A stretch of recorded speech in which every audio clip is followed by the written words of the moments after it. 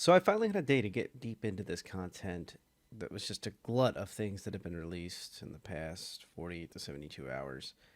And I thought about the best ways to handle this, and I figured I could split it up into 50 different videos, or I could just literally put all the best content, highlights in a video for you. So let's just get right into it. And the only thing I'm going to ask you is if you haven't already subscribed and you appreciate this content, please think about doing so. Thanks. So, this week in Star Citizen just got released on Monday. If you're really doing this a different day, and you can see that despite all the writing up here, what really we're seeing is, of course, this week in Star Citizen was released. We're going to have a Galactopedia update on Tuesday, which are always fun. It's usually a grab bag and can give us some predictions of what the lore team for the next few weeks is thinking about, looking at even how game development directions are going. The more and more we're seeing Galactopedia entries for Nyx, we're seeing them for Pyro. That's some great indications of, hey, we're going to see this in the horizon, and just gives us more confidence to start predicting a little bit more and flesh out those worlds, where both in lore and in what to expect for gameplay in different places around the verse. On Thursday, we're going to have Inside Star Citizen. And on Friday, something very exciting and near and dear to my heart is starting the Halloween style events, the Day of Vahara events. Now, that's October 1st. And if you haven't already had a chance to check out the ghoulish green paint for the Cutlass, uh, from what I'm hearing through the rumor mill at least, nothing confirmed, there will be a vast expansion of the ghoulish green offerings for other ships. So for those who haven't seen it, it's almost like a if gold could rust is the best description I can give of it. It is extremely reflective, greenish tint to a gold finish, and it looks really good. It was very cheap. I think it was a $5 paint for a Cutlass, and you could apply it to any of the Cutlass series. And from what I understand, that most of the other Drake ships will get that same ability. The Cat and the Dragonfly, I heard through the rumor mill, may be getting it, and possibly some other ships. So once again, and I wouldn't be surprised if the Cutlass one is up for offer again throughout the month. Very exciting stuff. CitizenCon contests are going to start, which means usually uh, post something for experiences from the game, screenshots from in the game, possibly some type of events where you're looking for things in the game and getting a shot with it. All are up for grabs. Probably, if I was to guess, Deavara and Orison themes. Don't forget that. The last few contests were Orison based, and Orison is the next is the for most recent major landing zone. So I wouldn't be surprised to see that come back, especially if it turns out my suspicions are correct that CitizenCon is going to be in Orison. I have yet to hear a commitment of exactly where it will be. I think as we get closer and closer to the event, and believe me, there's a whole tidal wave of content that we're learning about and getting information about, but I wouldn't be surprised if that's confirmed. I strongly suspect that they're working very closely in the background to confirm where they can handle or not. Are they going to have to go back to a previous year's event location, maybe New Babbage? That was a pretty good looking event space, convention hall, or even Area 18 is another good example. I don't think Lorville would be in the running based on how things, I mean, the modern convention halls look and feel, and the size and scale of the event, and the number of ships that have to be on offer each day have to be covered uh, for upcoming annual events. And just to be clear, I kind of lumped together the annual sale, the IAE Expo, with CitizenCon. I see CitizenCon as like its hype machine to build into the IAE annual sale. So if they start conveying when the IAE sale is going to be, it's going to be at this location with all these different ships on offer. I wouldn't not be surprised if CitizenCon has a free fly or some other event to tie it all together. Especially with digital CitizenCon, people are going to be more active in the game and less so paying attention or flying anywhere in this world to go to into CitizenCon. It's going to be more and more, I think, in-game focus. I'm very excited to see the contest. I'm very excited to see if there's any more uh, surprises. I hope to see some surprises for tying in-game events into the CitizenCon, and then also sliding into IAE annual sale territory later this year. So not, I mean, weeks after CitizenCon, basically, you're rolling into the annual sale. So I see them all as connected in that way. If they weren't so close together, and if it wasn't often the things that are going to be hyped in Citizen at IAE get hyped at CitizenCon and build you up for it, I would I would not be feeling that way, but I do. So subscriber vault update, weekly newsletter, the usuals. I will add once again the subscriber vault. I would like to see more of this content be publicly released as part of the lore team's kind of re-releasing of older content more often. I've done some dramatic readings from those and had a lot of fun with them. I've had some positive feedback. I know lore is not the most exciting thing. I know most of the time people show me the most attention for ships and discussion, but I still think it fleshes out this world, and it can help you get an advantage over other players, knowing background on different groups, especially with reputation getting larger and larger in the uh, rearview mirror, about to catch up with the game. It won't just be about what is the highest DPS and what is the most you can carry. It's also going to be about knowing which ships have alien background or alien parts in them. If you're in an area where pirates don't like pirates do not like, well, pirates don't like other pirates, but pirates do not like alien-based technologies at all. Full stop.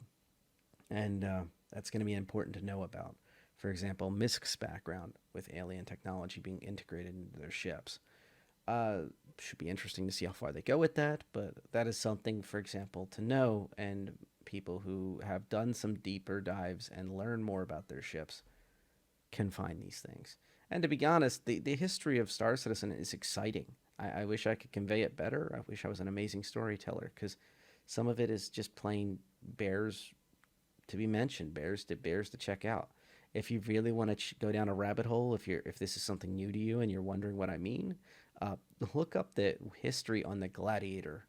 My goodness, I could do an entire video on that. Just the scam of the century, the scam, the scam of scams that the UEE Navy had to suffer through the Gladiator release and the fake torpedoes. But anyway, on to the pledge store. So I wanted to remind you of what's available at this moment as of Monday. So we're talking about September 27, and this is something to keep in mind, that there is quite a few ships available still from the showdown, and don't pay attention to the pirate thing. But the most important ones right now is the 600i Explorer, the C2, the MSR. These are all ships that you can't always get. You will be able to get them during the sale, and they are, how do I put this? They're they're about where the price is going to be. They're not a great deal, but they're also not a bad options for their price points.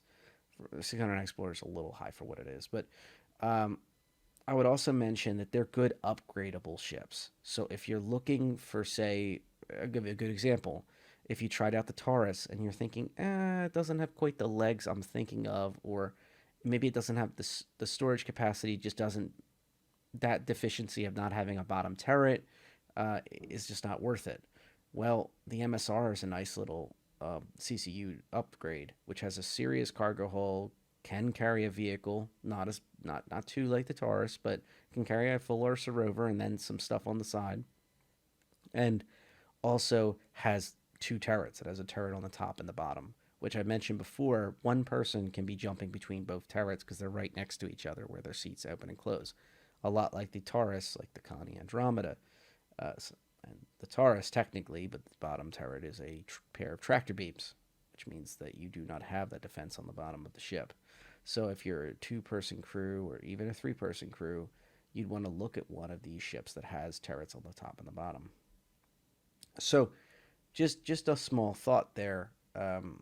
especially if you're looking for something different. If you're not happy with the Connies, the MSR is a nice choice. The C2 and the 600i are in a league of their own.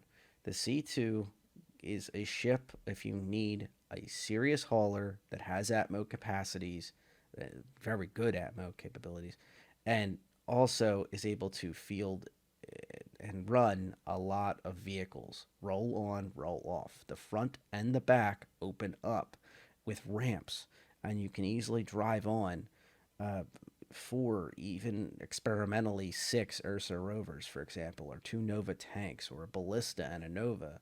It's incredible the amount of stuff you can field in this thing.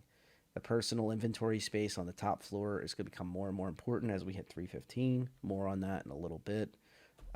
And this is just a great ship. I think it's expensive, but out of the Hercules that are all expensive ships, it's by far probably the most, well, it is the most reasonably priced, and I think you get the most bang for your buck with the C2. As a CCU'd item, jumping from the price points, I think around the 300 mark and above, I don't see why this would be a bad option. It is a shame it's not like sitting at 360 USD before tax, if you have tax, but it is what it is. It's only slightly overpriced, and it will make you tons and tons of AUEC. You can fill that puppy up and haul with it, and then you can run events and missions with your buddies and load it up with weapons, cargo, ROCs. You can fit an entire fleet of ROCs. And I told you in the previous video about my secret plan was to have hopefully the small refining ship try to squeeze it into the ship itself, into the C2, and then a whole pile of ROCs. And as a fun event, just literally operate them out of the C2 and just go around gobbling up all the rocks. So I think that's an example of like the C2 just has so much potential. It's like a traveling roll on roll off warehouse, and it's not the most defensible of the Herculeses, but hey, it's here. The 600i Explorer has a lot of forward-facing firepower, and for its pilot, the 3 size 5 weapons, its dual large shields, and its 4 racks of size 3 missiles is very valuable. Remember, you can fire all 4 missiles at the same time. So I think for the price point, it's high, but at the same time, it is very valuable for what it is. Now, on to a slightly different track. There is a discussion here about CitizenCon, and basically the countdown timer is now on the website. If you go to the top of this page, just a warning: if you're at work, it'll try to start autoplaying the video the first time you click on CitizenCon, or on the front page and you click on the CitizenCon is coming up. This will start playing. The video's a little loud, so just a heads up. I don't know why you would add to calendar. I'm not sure. It's October 9th. CitizenCon is October 9th. As I talked about earlier, it is digital, so you can see how it's going to join us on Twitch. They have Twitch tie-ins. It's going to start at 11 a.m. What time? I have no idea. Maybe that's my localized time. Okay, local time. I apologize for that, guy. So that would be 11 a.m. Eastern and 3 p.m. UTC.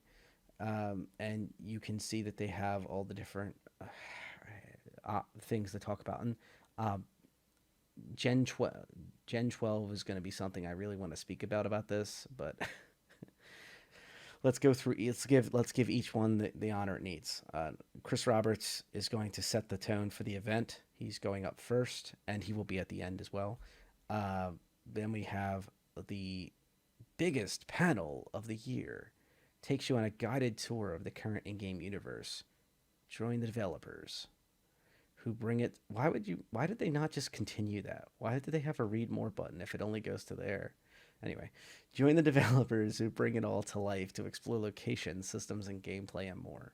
And I mean, yeah, this is an incredible group of folks to see. You know, Dave Haddock, we've got Todd Pappy, Ian. We've got quite a combination there. And I would say that Ian's passion, I've always appreciated that. So just because you see art director, do not go, oh, it's just art. Ian has done some incredible work, and I especially love his explanations behind how the Pioneer was built and thoughts behind how it was designed. I really appreciated those. Todd Pappy, it's always great to hear from him, and hear exactly where everything's going. Dave Haddock, it's always good to hear from him. I don't know if we've seen him in a video in the past few weeks, so it's going to be nice to kind of see where that side of house is operating. With Pappy, there's always the discussion. I don't know why I get heck for this, but I always kind of think like um, they're going to sideload in some theaters of war discussion, especially if they bring in some other folks. Uh, I don't know why I keep thinking that, but I always think it. I can't help but think we haven't heard much as well about theaters of war recently, but it would be really interesting to see Chris Roberts kind of set the tone and then right into Life in the Verse. And we've heard that they've been working on and then seen in the roadmap work being done to Arena Commander and Star Marine to a lesser extent. I would not. I can't help but wonder if Theaters of War is going to be a surprise thing they're going to run alongside all of that, and that would be an interesting panel to kind of introduce that and kind of get that shock out of the way. Um, I'm very excited about Theaters of War, so I could be biased here, but that's kind of how I think. Ship talks with John Crew, Ben Curtis, and Paul Jones. These have been incredible. Basically, whenever you see John Crew on a ship discussion, you know things are going to move. Things are serious, and they're literally setting the tone. You know, for what we're dealing with. There was, for example, in a previous CitizenCon, there was a vote that allowed players, backers in the audience to help vote for which ships they were going to develop first out of a group of ships. Pretty much the belief is that almost every ship on that list ended up was going to be developed, like a small portable refinery, for example, alien cargo freight ship. These are the type of things that were in there. A Tavaran fighter. Uh, they were set, but the point is that these ship talks are not just about what's happened in the past. They're also introduced and spring on us new ships. The Kraken was on one of these ship talks, and the Kraken Privateer. Yes, okay. Were both all sprung on us with the ship talks, and yeah, it's. Uh, I think that they're an important part of each year, and they're also usually a big source of drama. The Carrack being delayed but being talked about during a ship talk was another example for CitizenCon. So if this is your first CitizenCon, understand that do not miss this. If there's anything you're planning your day around, this is the one that you really do not want to miss on the talks. And the second one you don't want to miss, even if you're not really a technical person, is right after it. So we have Gen 12 and the multi-core of Vulcan. So I think that when you talk about Gen 12, this is kind of like the holy grail right now for us who are excited about VR and Star Citizen coming down the line eventually. So they're delving into the nitty gritty of Gen 12, the new renderer being developed for Star Citizen and Squadron 42, utilizing Vulkan Graphics API, with a particular focus on multi-CPU parallelism, as well as improved flexibility for quicker feature development. We'll look at why it was needed, its architecture, and how it aids performance, and we'll give you an update on its progress. The reason I bring up Gen 12 being this holy grail for VR users is because Sylvan CIG posted up many posts, but the most recent ones on Reddit and on Spectrum denoted that a lot of the focus right now for their teams handling back-end things, like for example, the engine itself, are the focus to get Gen 12 to work and getting Vulkan multi-core operational. So once that Vulkan graphics API is in and multi-core CPU coring is done well, and Gen 12 is fully integrated across all parts of the game, they can then turn their attention to other things. And his hope was to take out and start preparing for the native VR capabilities of the game, at least the basic level of it. Now, I made a video, I'll put it in the cards at the end, that discusses all of his posts. I tried to get some more information, but I was not successful as of this time. to get more information on Star Citizen VR from some sources.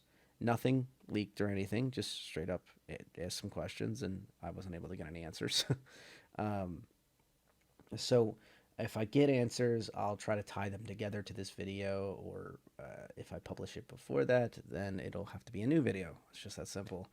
But the long story made short of this is, if you watch that video, you'll get more in depth. I go in depth to each and every one of his discussion points.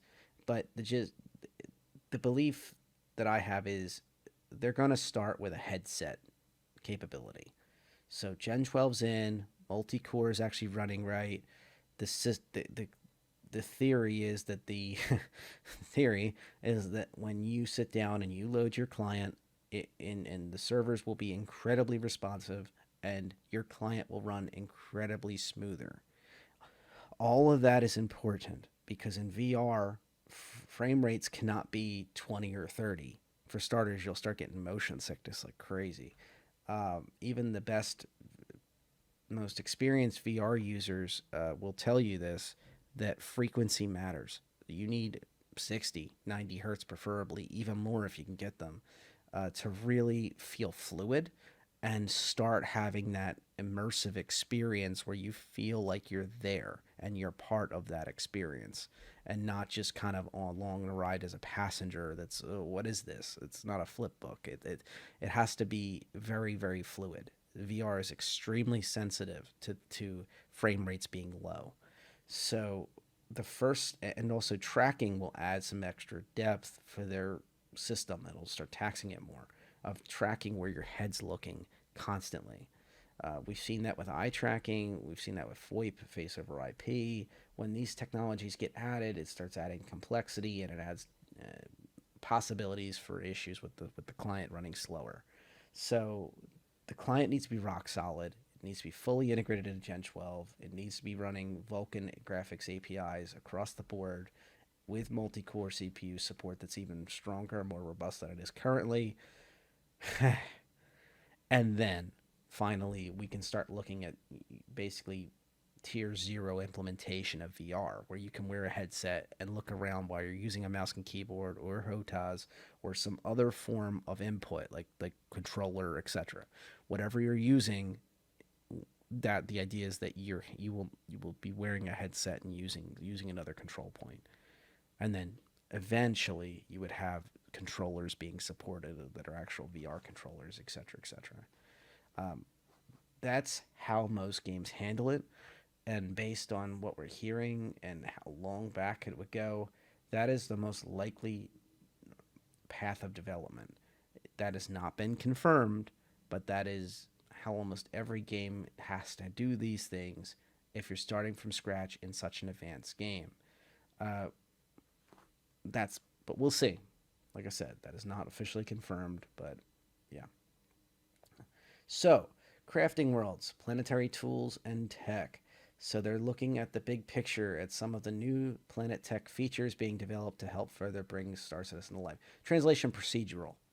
If you look at the names down here, you can immediately understand they're doing procedural tech. They're mixing in art. They're mixing in different levels of planetary movements. You have technologies being developed that are all across Stanton, the most recent being clouds for Crusader, that are then going to be applied to other planets. So it should be cool to see if that's going to help rapidly create entire planets on a larger scale, and the tools that they're using. Very exciting stuff. Server meshing and the state of persistence. This is an important topic. I don't know why only 2 people are doing it, but Benoit from Turbulent is up there, so I have some confidence that this should be a really cool topic. I think the state of persistence is something that's important to us all. I think that a deep dive into technical architecture of these core initiatives, but the important part is massive, scalable, persistent world with server meshing, with persistent streaming, and hopefully not 16 more name changes will be good. And this is something that we're going to need to just be patient about and understand. There's not going to be this amazing thing.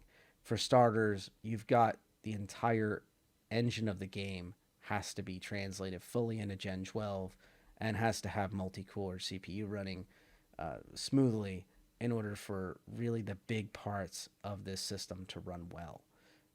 We've heard time and time again from developers, from testers, mentioning that in the videos from CIG that they run something local. It runs great. The AI runs great. The ships run great. These animations run great.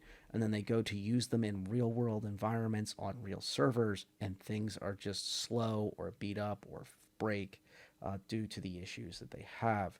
So I guess we'll see. And I thank both of these folks for fighting the good fight still. Uh, yeah, and I can't wait to see what they've gotten done. So, Sounds of Space. Minds behind the soundscapes of Star Citizen take you on a guided tour of the latest developments.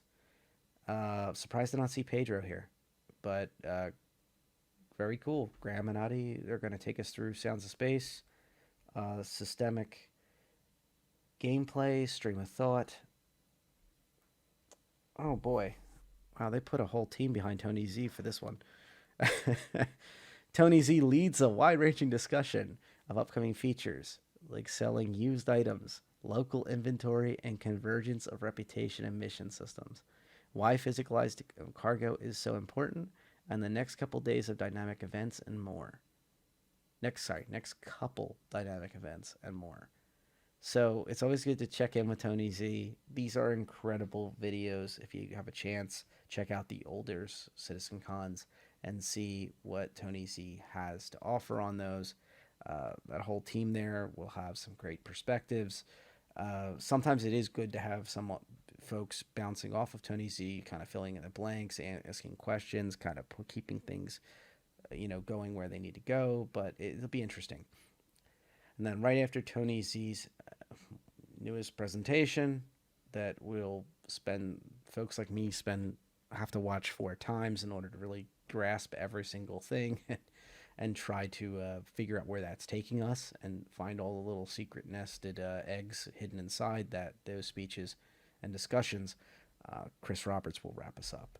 As it's mentioned before, it's often the case where Chris Roberts will come out, and by the end of CitizenCon, by the end of the day, Chris Roberts takes us home.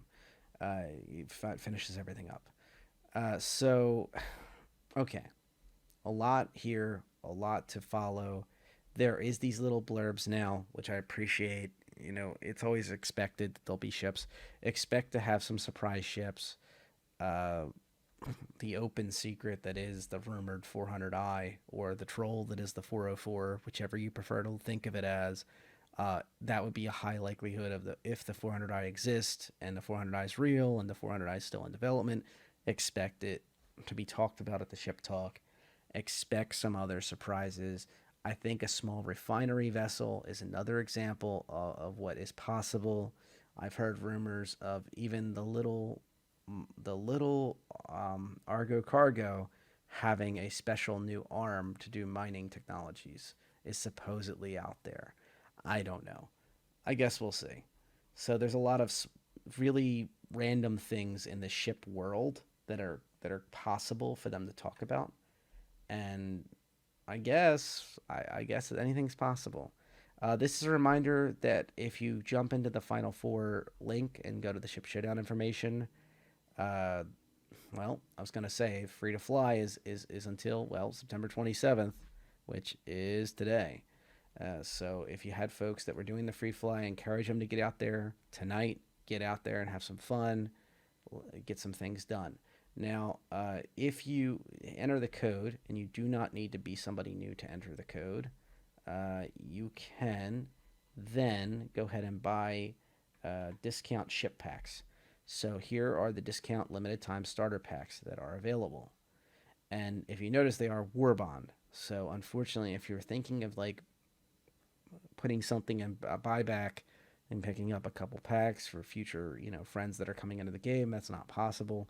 But that is a good news, is that these are transferable, of course. They are war bond, and they are discounted.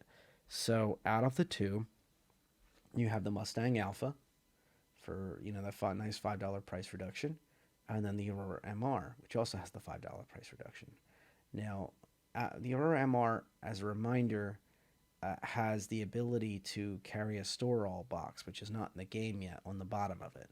However, the newfound focus for the MPUV cargo and likely MPUV personnel and any other changes to the MPUV series will result in those boxes that are designed for the MPUV series to be greatly accelerated on the list of things that needs to be developed. So I wouldn't help but wonder if the Aurora boxes are also going to be accelerated to get them in line with each other. So I would be very curious. The Aurora series has that modularity. The Aurora series has a bed, as a reminder, and it also has the ability, so that means you can log off in it, and it also has slightly better weapons than the traditional Auroras. Uh, I still stand by what I say, though. The Aurora is not really meant to be a long term ship. This is something that somebody, say, was in a free fly, would want to be able to hang out with the group. If you're operating off of a base, you're occasionally log off near a moon or another location. This would be quite, or they just like to be a lone wolf. If you're somebody who's by yourself and you're a lone wolf, this is not the worst ship to have starting out. You can make some money running missions. It is a little bit of a pain to run boxes in this ship, but you can still do it, especially on low gravity moons. You can kind of jump and throw it in. With the localized inventory system, any ship is better than no ship, of course, with Quantum. But this ship is not a terrible ship at all. And I think with the localized inventory and a bed, the combination is a pretty good combo. You'll be able to do quite a few little things with this. And then if you decide to continue on your journey in Star Citizen, you could make enough to be able to pick up a different kind of ship. For the record, the Pisces, the Avenger series, like the Avenger Titan, they're examples of probably better for logistics and box runs and things. If you find that you start doing those more than fighting and combat. Now, the Mustang Alpha, I would argue, is a better combat ship. It has a little better of a weapon complement. It does not have a bed. It does not have the ability to do things like that. It does have a quantum drive, just like the Aurora MR. And it's probably a better combat vessel. If you flew as a group with your friends and you were wondering which ship will get me to be able to fight a little better, your Mustang Alpha will probably treat you well. There's also some reasonable CCUs from that during the annual sales. And you can get into the Gamma, you can get into the Mustang Beta, which the Beta has the bed, the Beta has like a small kitchenette.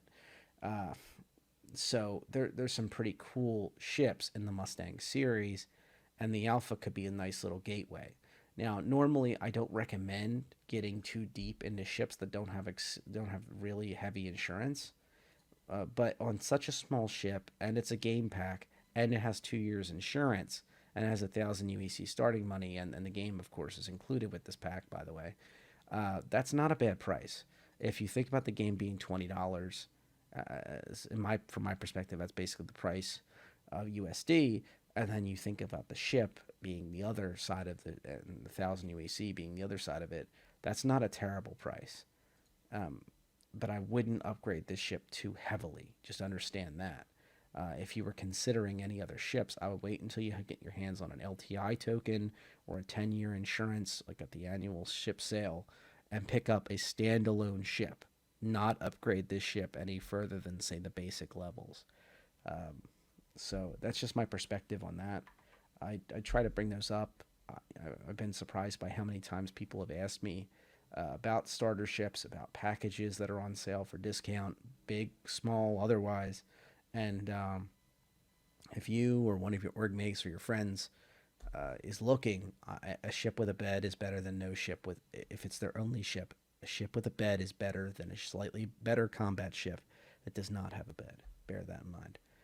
So the welcome to the verse section. This is the newer starter area. So the 3x14, they were rolling out this little starter area. I'm going to include this link below. This is something that's evergreen. You're not going to have to worry about losing this. Like if you're viewing this on September 28th or beyond, This is something that you'll always have access to. And honestly, I think it's pretty cool. I think these small little guides, and then it has links that link to deeper guides, and each thing is a good thing. Um, Sorry, that's just like a picture expansion. I think this is pretty cool. This one in particular, the mission and contracts guide, is pretty decent. And that does bring up the guide system in the Welcome Hub. The Welcome Hub's a mixed bag. You can always try it. So once again, I'm linking to this page, but you'll have to go through it and pick the things you want to talk about. But this is all in there, status pages and everything else. This is pretty cool. I will mention that this guide system.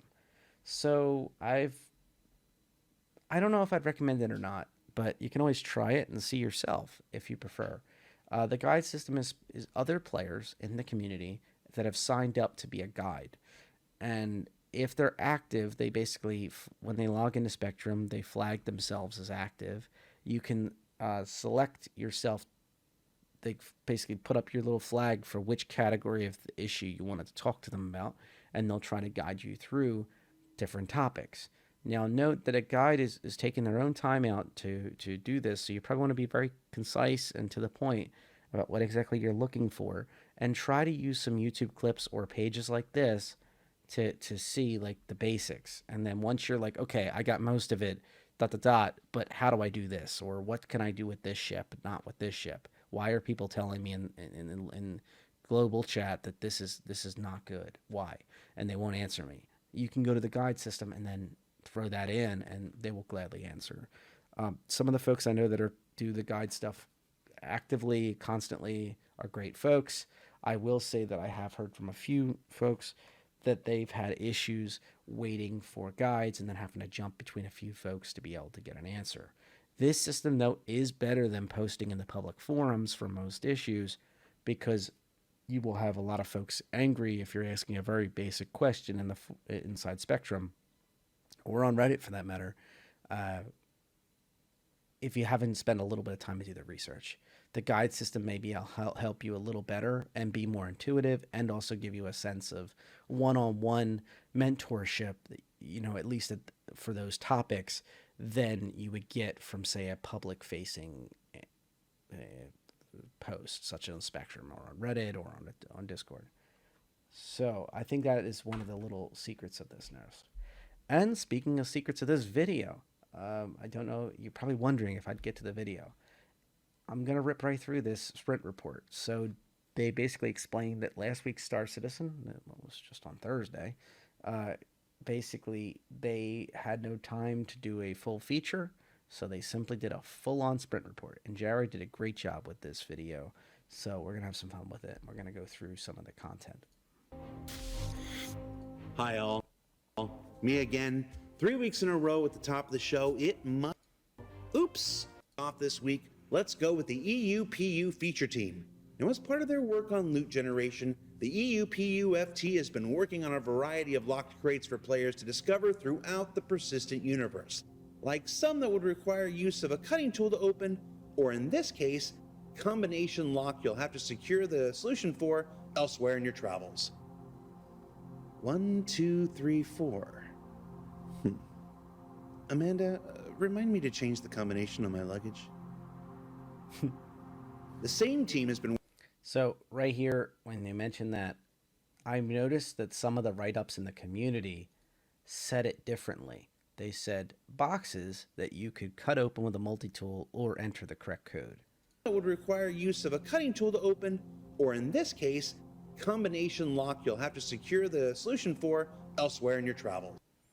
But the way he worded it actually in the video was some that would require a cutting tool to open, which, by the way, indicates that if you're going to be running missions, you're going to need the cutting tool, multi-tool, gray cat multi-tool, and then also have the cutting tool attachment, which isn't that big of a deal. The cutting tool attachment is usually, I think it's like 200 UEC. The cutting tool itself's 500 UEC or 1,000 or something like that. Now, granted, with inventory systems being real and physical, and if you're running solo, if you die, you will lose that item. Having to take down on every mission would certainly add up a little bit. but it's still not that much money. So I just figured I'd mention that, though, that it, you cannot just break through a passcoded box with the multi-tool cutting tool. The cutting object on the multi-tool attachment is only used in certain situations, and this would be an example of specialization would be a good idea. If you're in a group, one of your party mates would have that cutting tool just in case you need it for that mission to cut through a door, cut through a locker, whatever. And then this specific example that they show, he said, in this case, it's a code you'll need to find somewhere else in the mission. So you'll have to search other rooms or offices and then find the code, come back to the box, enter the code, get the loot.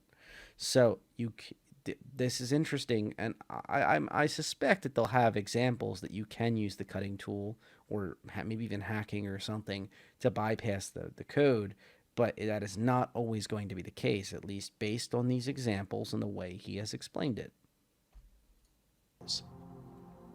1, 2, 3, 4. Amanda, remind me to change the combination on my luggage.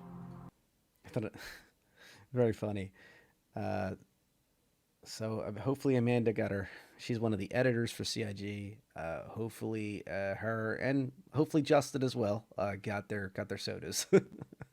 But the folks at CIG went through the inventory in a previous video, remember? And I don't know if you caught that this box has an inventory of 30K. That might have been a joke about in 30K being the what people see the last before the server crashes, but more likely I think 30K of suit space is probably closer to what we're thinking about here. So with 30Ks of storage space, that's basically like a heavy backpack. See the placeholder capacity 30K, and this is like a different kind of SCU because in the suit and on the backpack when you're wearing those, that would not be an unreasonable amount of storage space. Now we're not talking about 30K SCU. We're talking about the storage space on the suits, which is much higher numbers. Amanda, remind me to change It's like the a combination smaller on my unit. luggage. It's like a smaller unit of measurement in the suits and backpacks compared to say the actual inventory that you'll have. The inventory of the ship will be based on two different things. SCU is the standardized cargo unit. The same team has been working on laser trip or like a localized storage that's much smaller. mines, feature requested by our turbulent team in Montreal to help make the exploration of derelicts throughout the verse just a little more exciting and dangerous than ever before.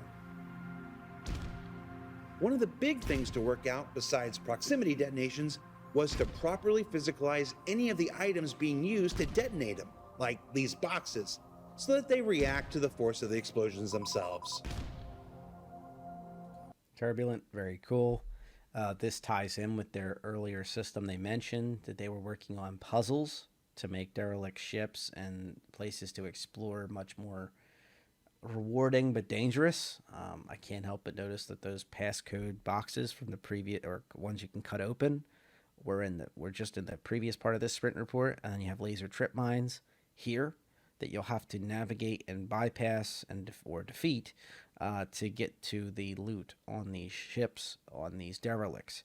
Also, I wanted to point out once again, as I think I pointed out last week, with laser trip mines, they're going to be very useful as defensive tools to slow the enemy down, give yourself time to prepare and suit up and get your weapons and gear, and also act as a force multiplier. If somebody's busy trying to deal with, say, 5 or 6 laser trip mines you have strategically placed in different places, covering doorways to your to the cockpit of your ship, or the bridge of your ship on a larger ship, that might buy you enough time to be able to counterattack or be at least prepared to fight or evacuate if necessary. Maybe ventilate the air in the system and stuff. Try to make it harder on the enemy. So, just some interesting thoughts.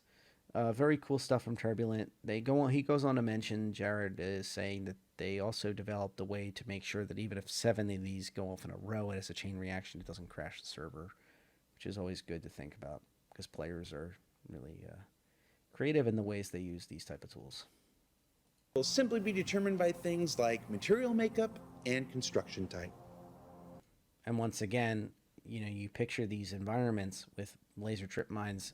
You fight your way through them, or you bypass them, or you find ways to defeat the puzzle, and then the loot be in a box that you have to cut open or get the passcode for. It's pretty cool. It's gonna be fun to imagine these spaces and really see them like come to life like that, and have to and really almost be a mini game within the game. And I'm guessing procedurally, probably each time you come through these, even if it's a wreck you're used to seeing, every time you come to it, it's a new puzzle, a new environment, a new set of loot. While this test level is designed just to play with a multitude of ways for disposing of mines, this is also a pre-VFX pass. So you can expect things like the lasers and effects you're witnessing to continue to evolve beyond what you're seeing here. And because the team is smart and is... So what we're going to see next is the ASOP terminals have been revamped from Java over to building blocks, which is something we desperately need. Checking in with the UI team, they've recently completed a sprint converting the ASOP terminals we all know and tolerate from their original Flash implementations to everyone's favorite building blocks. Now, while the overall look here may appear similar at this moment, this switchover will not only allow us to improve the styling and functionality of it going forward, but also make it much easier to fix many of the bugs that have plagued ASOP over the years. Also, it'll just run faster in building blocks instead of Flash. And when it comes to performance in a game this big, every win counts. As mentioned before, locally, in this preview, I'm guessing it is locally or at the test server that they have access to, it will run fast. I can't wait to see what it'll look like on our computers, running through regular internet, through regular servers. But I'm still very excited to see this, and I can't help but wonder if this is part of the ASOP mobilization, like bringing it over to the MobiGlass system, so you can queue up your ships, handle insurance claims and things like that right after you wake up, or you respawn, or you log in when you're not next to an ASOP terminal over time. I think this was a necessity either way, but I would like to see that. I'd like to think that this is the first step in that direction. For the record, any revitalization of the ASOP is badly needed. I can't tell you how many times I've scrolled up and down the dang list trying to get ships to load that should be at the bottom that aren't. Trying to get a ship that claims it's unretrievable, or I know it's blown up, but it claims it can be retrieved, and it just says, sorry, can't access that at this time. Things like that, constantly. In other screen news, a smaller task completed recently was the addition of disconnection screens for a variety of monitors throughout Squadron 42 in the Persistent universe. Now, while many screens already have a variety of states such as on and off, damaged, or disconnected, when that signal was disconnected previously, they just kinda appeared no different than the off state. Sure, it's a small thing, but just like the performance gains replacing Flash, these smaller interaction states are what often add up to make a universe that behaves and feels as... The UI team also completed a first pass at some of the interfaces for EU-PU's upcoming mining gadgets, items we've discussed previously that can be placed directly onto the bigger or more formidable asteroids that will allow players to tackle the mineable foes they otherwise may not be able to, or to simply improve the results on others they can. They're also in need of... This is very cool. I do want to mention that this ties in with the last part of this video where he was mentioning those off states of monitors and the ASOP terminals being revamped. And then you look at these, and every single different one has a different style of UI, which is kind of crazy when you think about it. Think about all the folks that use Windows, Mac, Linux, etc. They all have at least some common tie together. I feel like there should be one style, like almost like an operating system that all these are running on, like the Raspberry Pi of 2900, of the 2900s, or the Windows or the web Mac or whoever won the war. But like, it's almost like information overload or fatigue, like UI fatigue, when you see 50 different kinds of UI. Don't get me wrong. I mean, I'll use it if I get an advantage and I'm able to get more mining done in safer ways or just make more money, etc. But it's one of those things where you just look at it and you just go, this is one more thing I'm going to have to memorize and learn and catch all the little knacks of. It would have been a little bit more user friendly if it had the same style and approach of every other UI. That at least, even if it was just company based, like take every company and just have a style of UI. Then you just have, and the smaller companies just use one of the bigger companies' UI systems. So there's only like maybe a few to learn. That even that would be a little better. But example of some of the ways the style sheet functionality of building blocks can make similar interfaces look different depending on the manufacturer. Keep an eye on the public roadmap. Once again, I wish there was groups of manufacturers at the very least, so we don't have to learn a few of these. For when mining gadgets will make their way into the persistent universe. Moving on over to characters. If you've ventured throughout the persistent universe, I'm sure that you've noticed the growing amount of branded locations popping up here and there, but with the employees wearing seemingly random outfits. Well, the time on the sprint wheel has come to begin early look dev on branded uniforms for those NPCs you encounter. The idea here is to create a series of modular options where the color palette and logo can be easily swapped from place to place, or even unlogoed to be used for random food carts, or maybe even the surgeons and Grimhex. You know those folks don't have certifications, right? Ian, I'm begging. Please let me walk into a hospital in Grimhex and see a dude with a bloody whammer's apron on doing work. I don't ask for a lot. Sometimes I do. The character team has also been developing a system for what we call Theta Geo, which is additive geometry that only appears when one or more items in a set are combined on the player. It's like the reverse of zone culling, which some of you might remember hides the puffy shirts from clipping through and appearing outside of the slim jacket you wear on top of it. What Theta Geo allows us to do is to maintain modularity that allows you to wear almost any helmet with any chest or arms or legs you want, but add a specific visual flair when you choose to wear armor or clothing of the same thematic set. Now you can see here a player character already wearing the upcoming RRS Light Specialist helmet while equipping a non-matching torso. This works as normal. Helmet from one set, torso from another. But when the player equips the matching RRS torso found in box number 2, the additive cowl that's part of the helmet is now displayed. It's tech like this that will serve to unlock our character artists to go bigger and bolder in their designs than ever before. I love the fact that that'll allow people to kind of exactly that, customize, and get the artist to be able to do things that are very unique. Everybody has to be the same heights and things like that in Star Citizen, but it doesn't mean that they shouldn't be able to do really unique things like this. Artists have mentioned in the past having different kinds of hoses and things like that, adding more depth and look to engineering and scavenger style outfits. So I'm glad to see things like this where you have more cowlings, a more stealthy approach to things, a more aggressive look that kind of breaks up the image of the character into different looks, so not everybody ends up looking the same. And speaking of the new RRS Light Specialist armor, let's go ahead and take a look at it in action.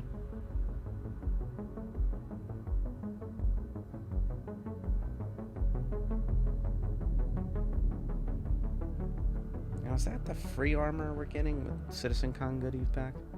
I'm not quite sure.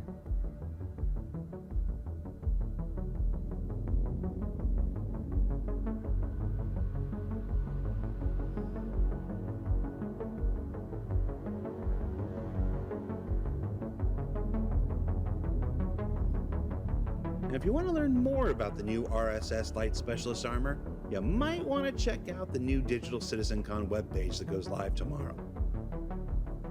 Ah. Hint. Me. Got the hint, Jared. So. Oh, goodness. Okay, so with the CitizenCon goodies pack this year, unlike previous years, it's going to be free. Everyone is getting that armor, and you're also getting a knife, and you're getting a trophy from this event. So if you're a collector of those, don't sweat it. You don't have to worry about when it's going to go live and when it's not. In previous years, for those who haven't experienced this yet, anybody who was in the Digital CitizenCon could buy a Digital CitizenCon goodies pack, and then CitizenCon visitors would also get access to those items as well. As things have gone on, it's been kind of like a thing that's just the website has, that anyone can purchase the goodies pack. And by the way, in previous CitizenCons, to get high definition video, at least for one of the years, I had to pay money. It wasn't much. I think it was like $10 or something, but it was something. Anyway, the goodies pack was like included with that, if I remember right.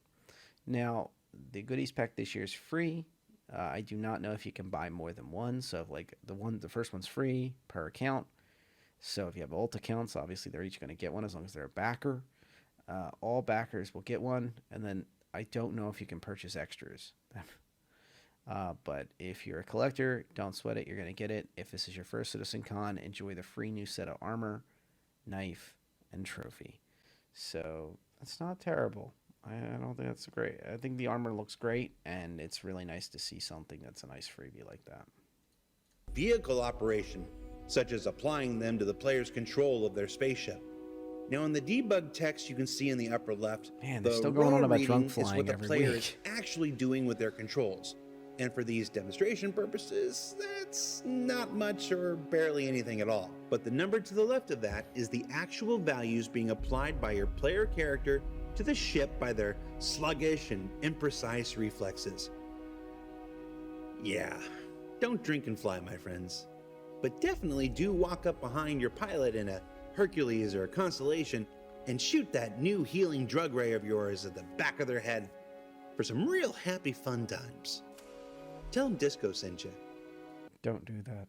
Don't do that. If you want to lose friends, that's how you do it. Especially if the ship is fully loaded with expensive cargo. And if intoxication in atmosphere isn't enough, here it is in space. And in ground vehicles. And finally, even in turrets, where some of us can still work pretty well like this. Hi, Steve Bender. Flying along, as Ship Showdown barrels towards its thrilling conclusion. As Amanda just noted on the edit, you just saw at the bottom there, CHG's editor, she noted that it is over, the Ship Showdown contests. It is what it is. I've had, I don't know, 6 videos about it, so I'm not going to weigh in anymore. Correctly. I'm glad to see the Ares coverage here.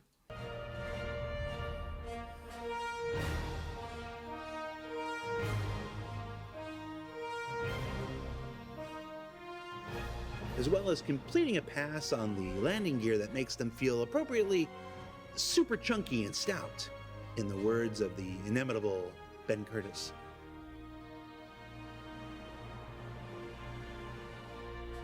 Of course, what you really want to see is this look at the final art stage exterior for both the Ares Ion and the Ares Inferno.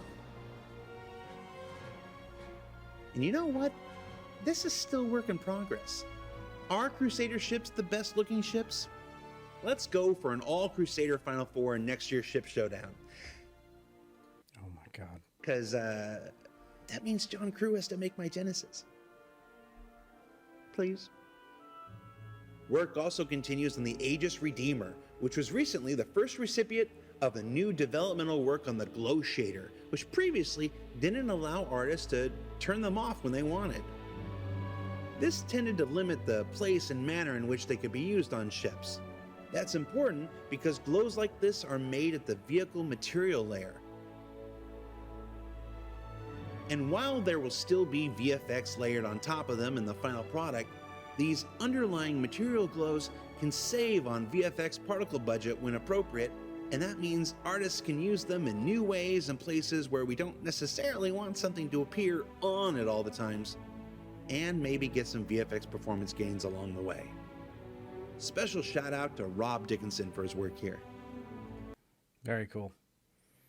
And I think this is the infamous one. So if you've seen some GIFs of moving parts inside the Deemer, this is it, the choo-choo train.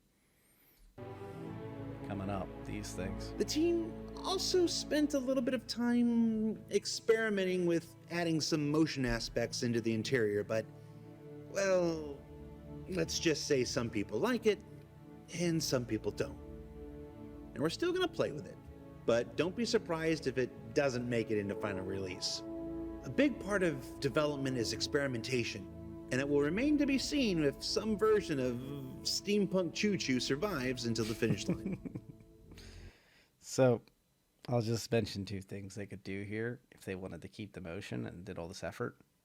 I think it would be great is if they were way slower speed, like 2-3 minutes, like barely. If you're not even looking at them, you would barely notice they were doing it across their entire extension and then retraction process. Another thing that they could do is have a switch on the wall that turns them off. So understanding that they're aesthetic, they literally operate that way. I understand that turning them off with a switch probably means some folks would say cry foul and say, oh, well, that kind of defeats the environment, and why are they moving if they don't need to move? So probably the first option would be better, is just slow them down quite a lot. But if you're going to have them keep moving, it's a shame because they are really neat looking. The EU vehicle content team is also making their way through Graybox on the Drake Vulture, the entry-level salvage ship intending to make its way into the persistent universe next year. Now, Graybox is mostly about experimenting with detail, either adding it to the places that work or removing it from where it tends to get too busy, all while laying the groundwork for final art phase to begin soon after. Looking good, Vulture. From final art to Graybox, let's go back to Whitebox, where I'm proud to announce work has begun on building out the Hull A, entry-level variant of the famed Hull C from Musashi Industrial and Starflight Concern. Now in Whitebox phase... By the way, look at that visibility. I'm sorry to just kind of pause mid-speech here, but look at that visibility on the Hull A. They have clearly taken a lot of the heat from the Lancer series, the Freelancer, and fixed it. Based on at least this white box phase, which is coming along. I mean, that's not exactly just a concept art in a white box. Very cool ship. Because remember, this is supposed to be the most dynamic of the series. Open door closed. It's able to land. It's meant to be able to land in smaller places because it's a smaller ship. That is a nice amount of visibility there. Unless that seat all the way at the back means that you can't get as much.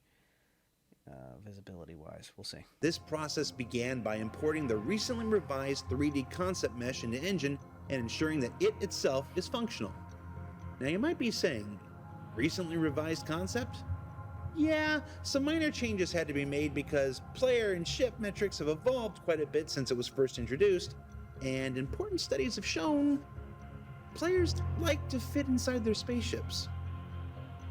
On the inside, in its collapsed state, it's looking very similar to the size of the Prospector players are. Notice you have the food processing system over there. I've seen that on enough ships to be able to tell you that straight off. Obviously your cockpit, the visibility is confirmed there. You can see how you're sitting forward. There must be other seats in there. Or the white box that they showed in the previous video, the previous part of the video, is not as important. You got two bulkheads where when you have to split off and as the ship extends, they're going to become very important. And the Hull A, I'm very curious to see if it will stay at, above, or below what its previous SCU was listed on the ship index for. Already familiar with. Complete with a cockpit in front,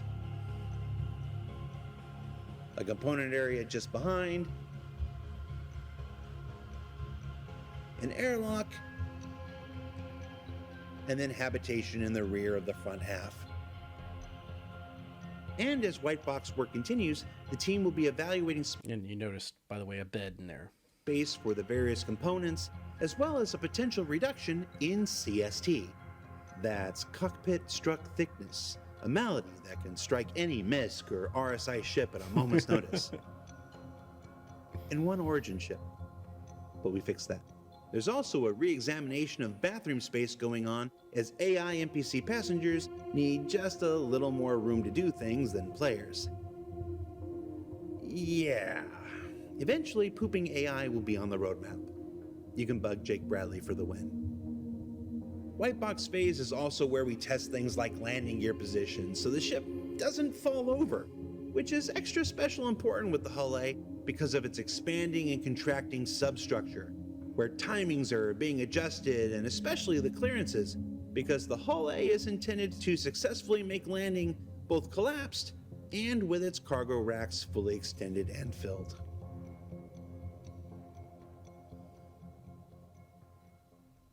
But Disco, what about my Hull C? Well, the team... By the way, that was some good looking cargo racks. And with its cargo racks fully extended and filled.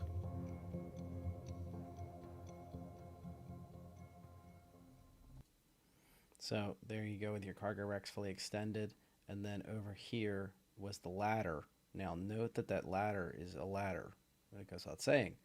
However, the important thing we're learning about ladders recently is if you are injured, like say have a severe leg injury, you will not be able to climb a ladder without an workmate's assistance or your own, if you can turn the med gun on yourself, to be able to boost you up just enough to be able to climb in. It's been stated multiple times now that that is actually going to be a thing. Ladders are going to be a deficiency of ships. Now granted, a Hull A is a very small ship with very limited firepower, although I'm liking that turret coming together. And also, it's meant to be more of a advanced starter ship with a very nice amount of cargo space for what it is on a small frame.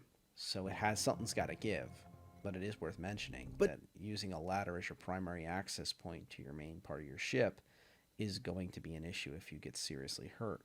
Disco, what about my Hull C? Well, the team has also brought the original beast out of the mothballs it's been sitting in for a while and begun to update it to modern vehicle art standards, including an updated thruster trim sheet. Wow. Nice. New headlights up front. Now, notice the Hull C has not learned its lesson about windows. It is going to have that limited visor style window with limited visibility that the Hull A did not have. The Hull A had additional windows underneath. It had windows to the side that were punched out of its cockpit. Whereas the Hull C is more of the space trucker concept of like old school trucks that had like limited visibility and were plain. You know, another example people throw around is a plane. Unfortunately, that limited visibility is common on these MISC ships. I've mentioned a few times that if they could even punch out the ceiling of some of these, like they have done on some of their ships across the entire fleet, that would be a nice little add-on. I think of my Lancer MIS has that capability where it has those windows added. Helps quite a little bit. Every little bit of visibility counts. And yes, you can just hit F4 and jump into third person, but I prefer to play in first person view. Nice.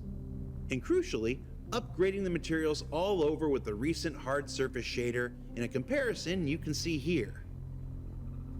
That's a nice little area there. Like a little loading unloading area. Is it just an engineering section? That's pretty interesting. I didn't realize it folded out all like that. Then of course you have your expansion area here. May we never speak of the Ilum shader ever again. They've also gone back and... So you look at how many weapon hardpoints there is too for turrets. May we never speak of the... Looks like there's two. One here, and then I'm guessing that's tractor beams. It's not quite mounted yet. Ilum shader ever again. They've also gone back and added VTOL thrusters, missing from when the ship was last worked on, because while it won't be able to land fully laden like its Hull A little sibling, you can still expect to do so in its collapsed state. Inside the ship, work continues making many of the same types of upgrades to... So here's another example of personal inventory areas for each one of the crew members or the ship owner, being able to place things in each locker and lock them up. materials, signage, and general scale, including cutaways for many of the new components that have been developed since the Hull C was It's last a good worked looking on. ship.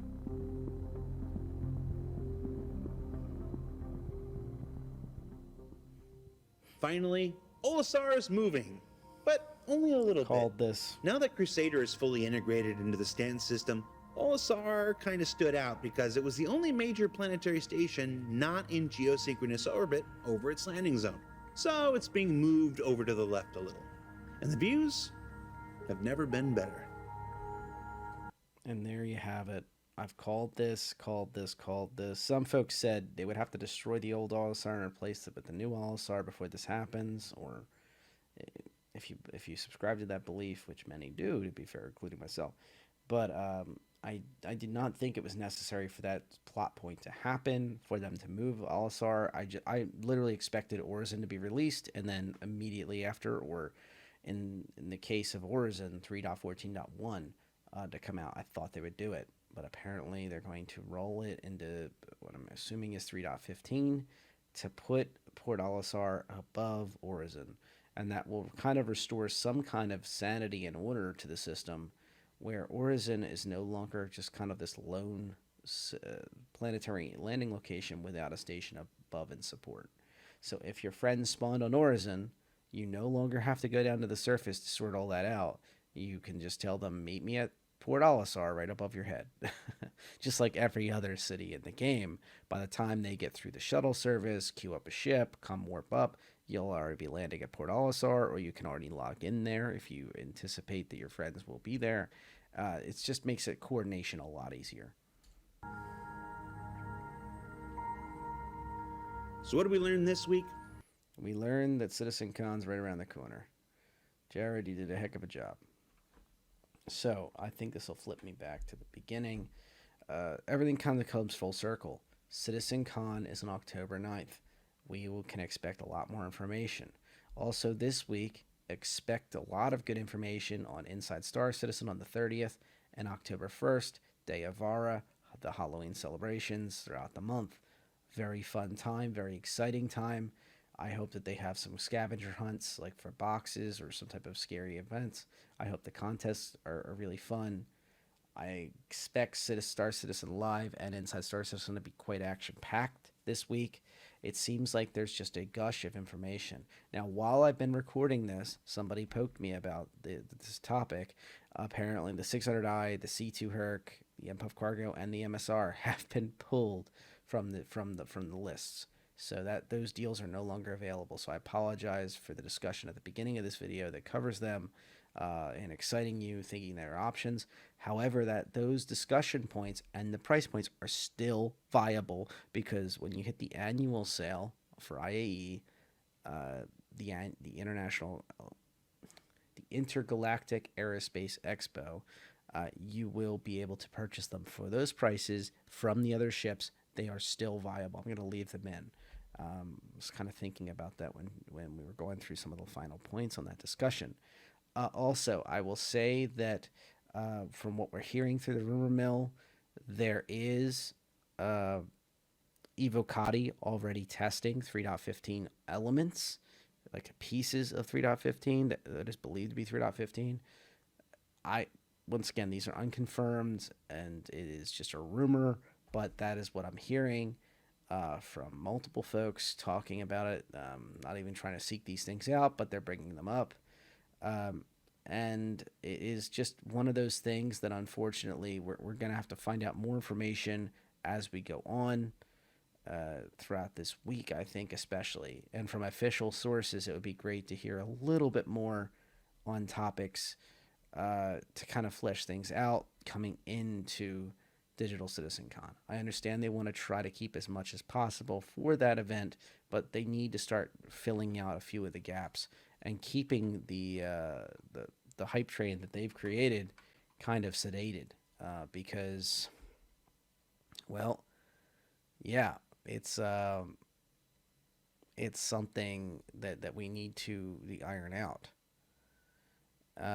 I've said this before, and I'll say this again. The inventory system needs to be sorted out. We've already heard that the original iteration of Knickknack will not have, which is the global inventory system, and turning into that localized inventory, basically changing your global Stream Anywhere service into this global area that explains uh, uh, everything you have available to you, but where it is. So it is localized to each station, to each ship, and it helps you kind of figure out where you have all your inventory items. They already said in the first iteration there will not be a search feature, but there needs to be at least a working categorization feature, and we still have not yet to hear from anyone what the status of that inventory system is. That inventory system, even down to the person's body that you find in an event or a mission or a person that passed, needs to work flawlessly. Remember, you're talking about people will lose items like crazy if that system does not work flawlessly, and having to sort through a lot of junk items to get to the important items is just as difficult. If you drop a quest item or contract item, or if you drop a important piece like say a couple magazines of ammunition for your buddy workmate, you're going to need to know you can get to it quickly. So this is something I think we need to iron out and we need to really look at. And I hope to see good iterations from the CIG teams thinking through these problems. I think the search feature is not the end of the world, but categorization has to be working. This inventory management system has to be flawless, and I think it's got a lot to prove. So I hope to see the first iteration of it be a very exciting success, and it'll also help, I think, a lot of the trading and the stuff from CitizenCon. It kind of ties into that nicely. Tony Z is going to tell us about how to sell loot and how to get these different systems and the economy running correctly, and all the other folks that are working very hard on his teams and associated other CIG teams that are all working hard to get this economy going and the inventory systems running right. Very exciting stuff. I hope to see more of that fleshed out in Inside Star Citizen this week and Star Citizen Live. And I would honestly say you can count on at least some of that. Also, probably count on Jared starting to dress up in costumes in some hilarious Halloween-themed events, especially if it says Day of our Halloween celebration start this Friday on Star Citizen Live is a good example of something they can create content for on October 1st and really be in the spirit for that event and kind of set the tone for the rest of the month, not just CitizenCon. The free CitizenCon packs is a great thing. If you missed that earlier, I just want to reiterate that. You will get a CitizenCon goodies pack, a full set of armor, and a knife, and a trophy, all for free, just by being a backer. So if you have friends that have not been backers yet, it is a great time to get them involved, to get them at least get the status of backer. Be sure they take your referral code, so both of you get 5K UEC. Everybody's happy. That's about as far as I can go on this. Whew.